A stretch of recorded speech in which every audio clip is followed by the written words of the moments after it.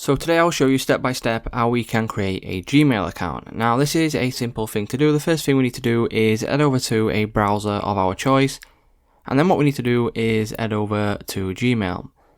Now once we head over to Gmail, you will be on this page right here, and as you can see on the left hand side, there is now an option to create an account. So click on create account, click on for personal use, for my child, or for work or my business.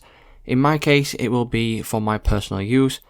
So if I click on that right there, that will then ask me to enter in my first and last name. Once you've entered in that right there, what we can do is click on next, and then we will be brought to this page where we can now enter in our date of birth. So once we enter in our date of birth and our gender, click on next, and then we will be brought to this page right here where you can go ahead and choose from one of the preset Gmail accounts, or you can select create your own Gmail address. So what we simply need to do right here is just enter in a Gmail address that we want to use, and if it's free to use and no one's using it, we will be able to go to the next step. So just something like this, really simple for me will do, and then I will click on the next button. Once we do this, we can now create a password. And then once we've entered in a password, again click on the next button.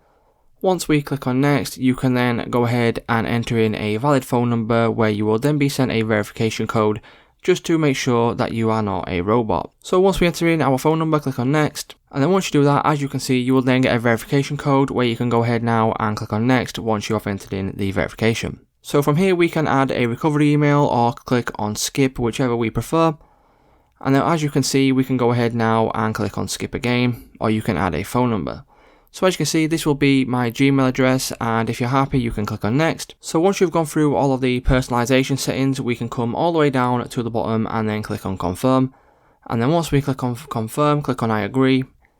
And then that should then create your new Gmail account. So it might take a couple of seconds to complete this, but once it's done, as you can see, the Gmail has now been created. So it's just that simple to create a new Gmail account.